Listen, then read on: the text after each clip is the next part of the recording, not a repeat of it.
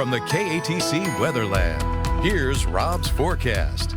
Welcome back. Well, a fine finish to the week, albeit a little bit on the warm side, but we have plenty of high clouds out there tempering some of the heat, and that was the good news today. Tomorrow, though, it will be a little bit hotter, but the good news is we have some 50s at the end of the 10-day forecast. We'll talk more about that in just a bit. First off, though, we have a drone shot today, courtesy of Stacy Bello, Color the Weather winner some 30-plus years ago, and all these years later, we get to work together as well. So sweet and beautiful day out there today. Kind of a mix of high clouds and mid-level clouds and then some cumulus clouds, a tropical looking sky. And we do have this upper level trough that's out in the Gulf of Mexico. If you look south, the clouds are thicker, and that's what we had today. But plenty of sun out there. We got more of it as we head into the weekend, and dry, dry, dry. We don't see showers until next Thursday, Friday, and not much at that time as well. Most of the showers and thunder showers have been offshore with that a little bit of a frontal trough, high pressure edging in from the north. So most of the showers and storms way out in the Gulf of Mexico, where it's gotten breezier, by the way. If you follow the marine forecast, getting breezy offshore. Power Doppler 3 all quiet this afternoon. Drought severity continues to increase across the state. All of us in a level 5 out of 5. Most of us in Acadiana anyway, exception maybe St. Mary, Lower St. Martin Parish. But again, the worst scenario for drought, and we don't have anything beyond exceptional, but we could call it exceptionally bad with this type of drought situation. No improvement over last week, even with some rains in the area, and we are going to need big soakings down the line. Maybe that's coming mid to late October. We'll see, but right now, high and dry over the next week to 10 days at the very least, if not more. So you see those showers out in the Gulf. The Caribbean is nice and quiet out here. And then we have our tropical storm tandem, Felipe and Reina, out in the Gulf of Mexico, and they are just kind of doing their things out here. Not very well organized either system,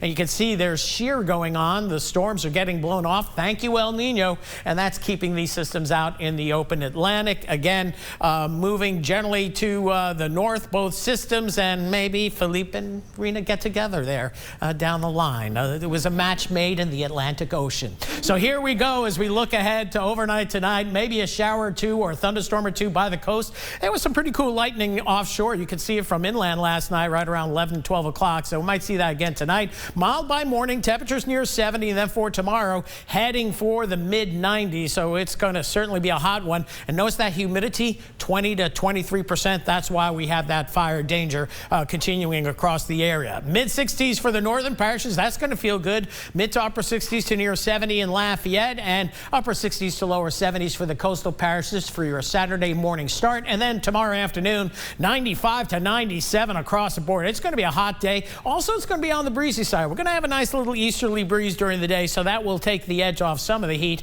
But again, we're still talking mid-90s as we round out a record September, the hottest September on record, following the hottest August, hottest July, and hottest June. Tonight, though, 70 feels pretty good out there. The last of the supermoons for 2023, still kind of full, probably at about 98 or 99% overnight tonight. And then for tomorrow, we'll see temperatures getting up to about 96 for the high in Lafayette, the record set back in 1928. So it's been a long time ago. East to east northeast winds, breezy at about 8 to 14.